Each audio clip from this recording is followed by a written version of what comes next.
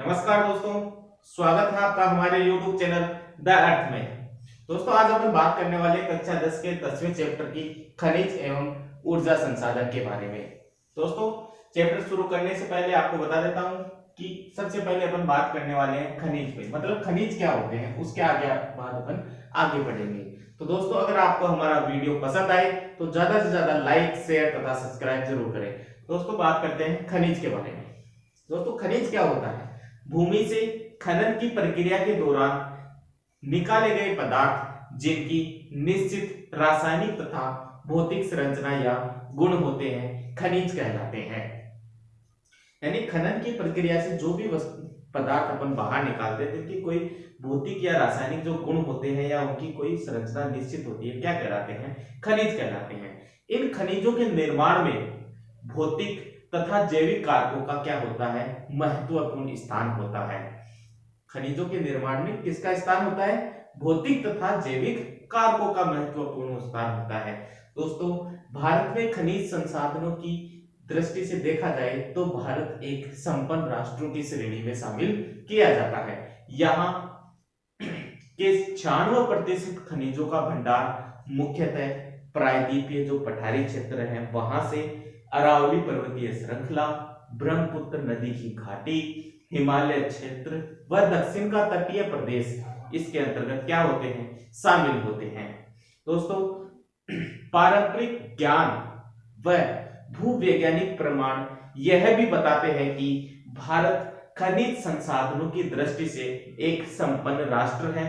यहाँ 20,000 दोहन योग्य तथा 60 से अधिक पुनः उपयोग योग्य खनिज पाए जाते हैं। यानी भूवैज्ञानिक प्रमाण और पारंपरिक जो ज्ञान है, अपना परंपरा से जो ज्ञान चलता आ रहा है, उसके आधार पर यह बताते हैं कि भारत खनिज की उपलब्धता के आधार पर या खनिज संसाधन के आधार पर कैसा राष्ट्र है? एक संपन्न राष्ट्र की श्रेणी में भारत को रखा जा सकता है। यहाँ 20,000 दोहन योग्य और 60 से अधिक इस प्रकार के खनिज है जिनका एक बार उपयोग करने के बाद पुनः उपयोग संभव होता है। तो दोस्तों अपन बात करते हैं अब खनिजों के वर्गीकरण की। खनिजों के वर्गीकरण मुख्यतः 3 प्रकारों में किया गया है। यानी खनिज को मुख्यतः 3 भागों में बांटा गया है: धात्विक खनिज,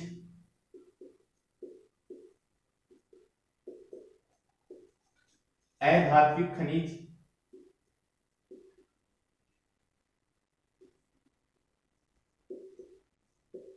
तथा ऊर्जा खनिज।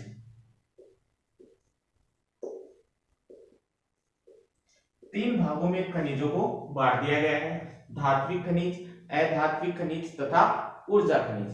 दोस्तों आगे धात्विक खनिजों को 2 भागों में बांट दिया जाता है: लौह तथा दूसरा अलोह। 2 भागों में धात्विक खनिजों को बांट दिया, लौह तथा अलोह। उसके बाद देखें तो ऊर्जा खनिजों को 2 भागों में बांट के क्या करते हैं? अध्ययन करते हैं। एक तो ईंधन खनिज और दूसरा आणविक खनिज।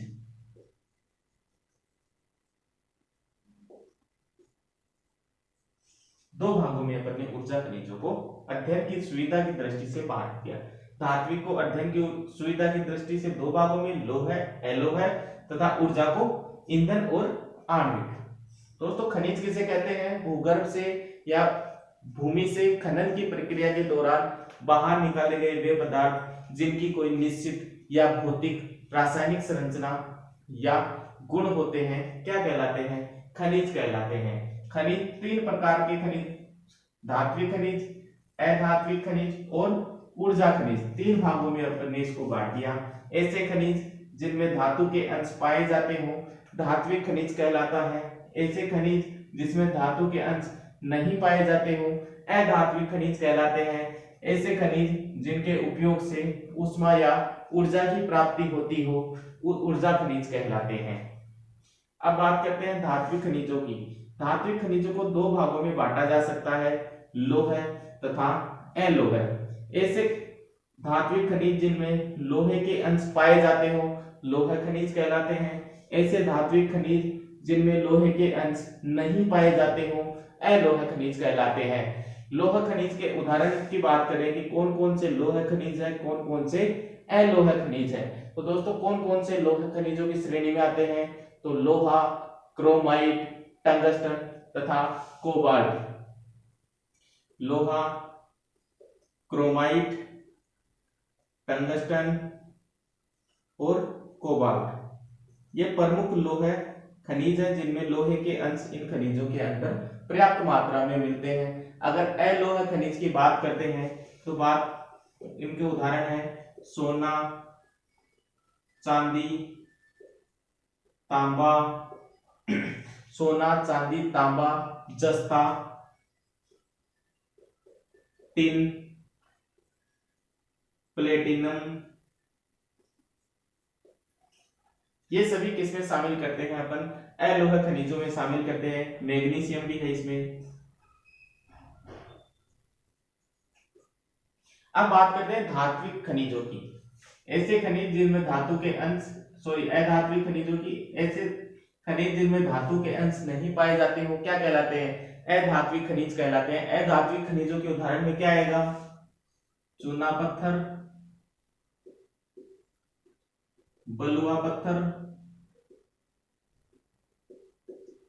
अभ्रक, गंधक, नमक,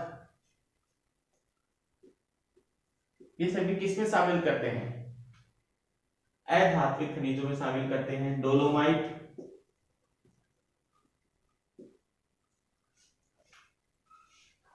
ये अधात्विक खनिज है। चूना पत्थर, बलुआ पत्थर, अभ्रक, गंधक, नमक और डोलोमाइट। ईंधन खनिजों की बात करें तो दोस्तों ईंधन खनिजों के एग्जाम्पल में आता है कोयला,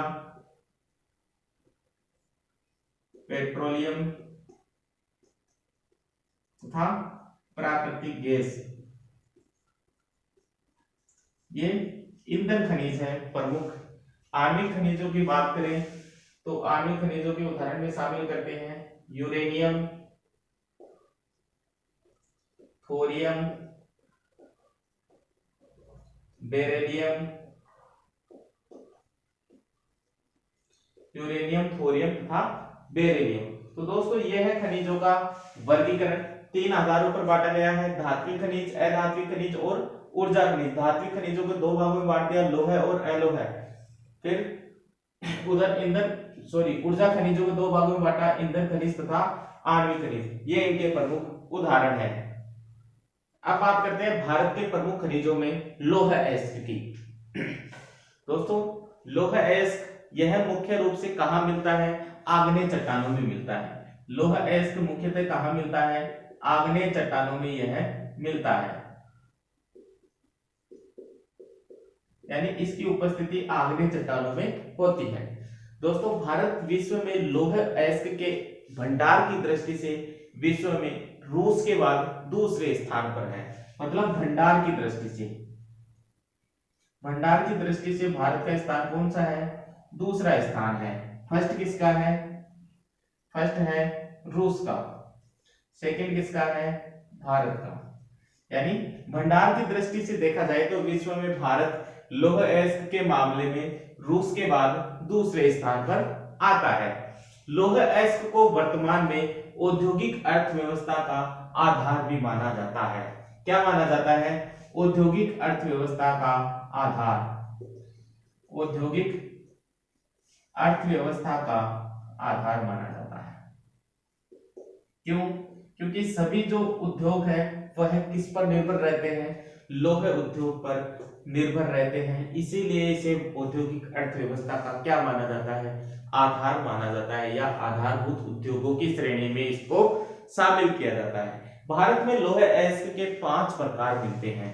कितने प्रकार मिलते हैं, 5 प्रकार। किसके, लौह अयस्क के 5 प्रकार। अब देखते हैं कौन कौन से 5 प्रकार भारत में मिलते हैं। तो पहला है मैग्नेटाइट, मैग्नेटाइट। दूसरा है हेमेटाइट, तीसरा है सीडेराइट, चौथा है लिमोनाइट और 5वां है लेटेराइट। ये 5 प्रकार मुख्यतः मिलते हैं भारत में लौह अयस्क के। दोस्तों जो मैग्नेटाइट है उसमें लौह अंश की मात्रा होती है 60 से 70% लोहा अंश इसके अंतर्गत पाया जाता है। हेमेटाइट की बात करें तो हेमेटाइट में 70 से 80% लोहांश की मात्रा मिलती है। ये तीनों घटिया किस्म के होते हैं, ये तीनों घटिया किस्म के लौह अयस्क होते हैं। कैसी किस्म के? घटिया किस्म के। तो दोस्तों मैग्नेटाइट में लोहा अंश की मात्रा होती है 60 से 70%, हेमेटाइट की बात करें तो इसमें होती है 70 से 80%। भारत में विश्व के लोहे के जो भंडार है वो कितने मिलते हैं? 20%। भारत में लोहे के भंडार कितने हैं? लगभग 20% है। और उसके साथ यह कौन से स्थान पर आता है विश्व में? दूसरे स्थान पर आता है रूस के बाद। दोस्तों अब बात करते हैं लोहे अयस्क के वितरण की।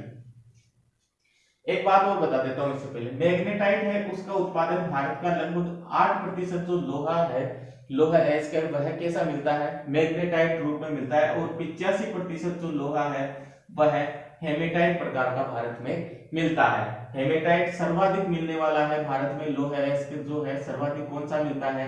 हेमेटाइट मिलता है लगभग 85% के करीब। और मैग्नेटाइट है वह मिलता है सिर्फ 8%।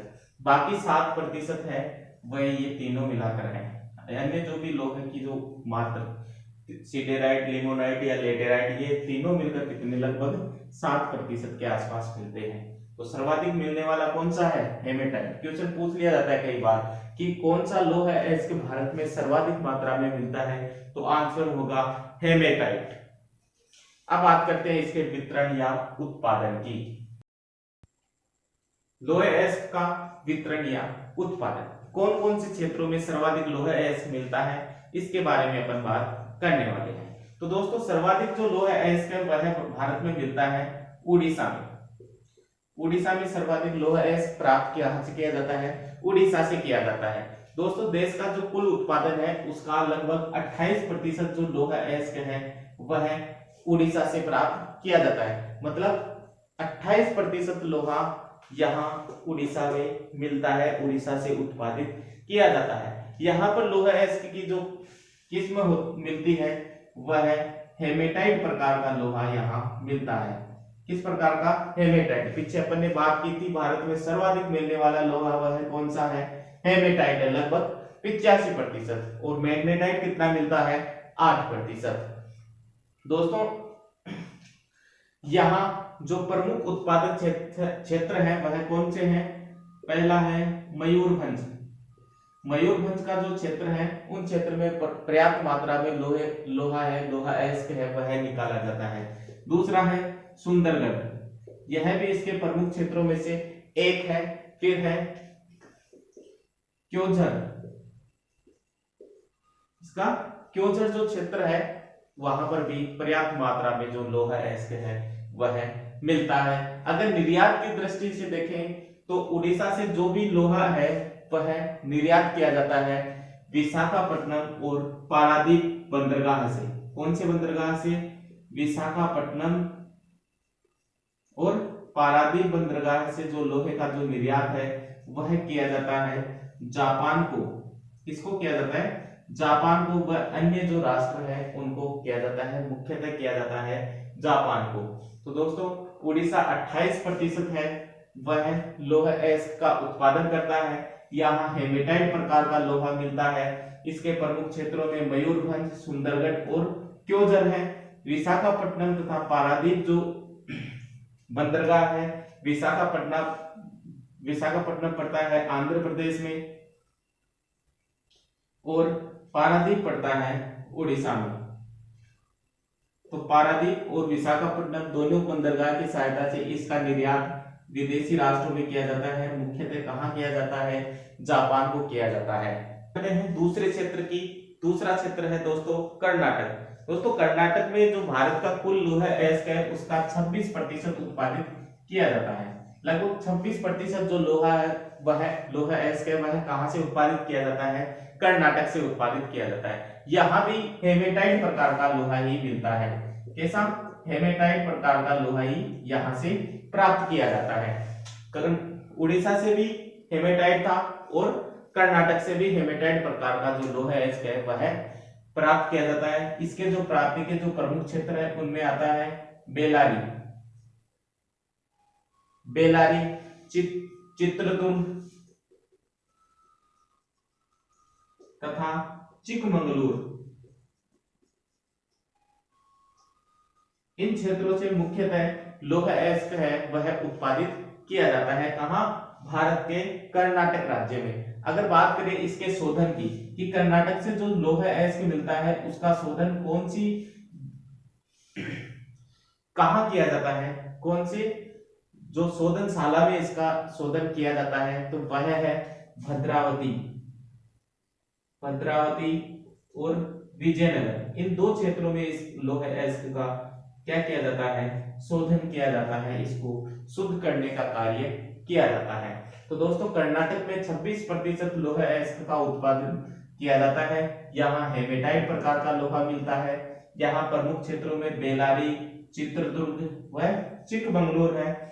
और लौह अयस्क का जो शोधन है वह भद्रावती तथा विजयनगर में यहाँ किया जाता है।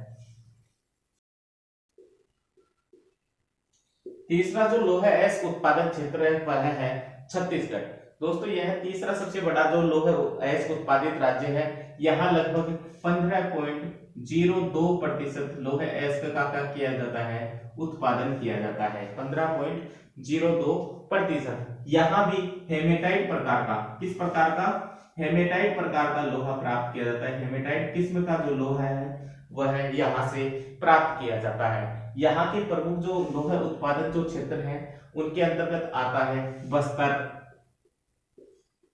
छत्तीसगढ़ का बस्तर क्षेत्र, दुर्ग, बस्तर, दुर्ग, दंतेवाड़ा, दंतेवाड़ा, बिलासपुर,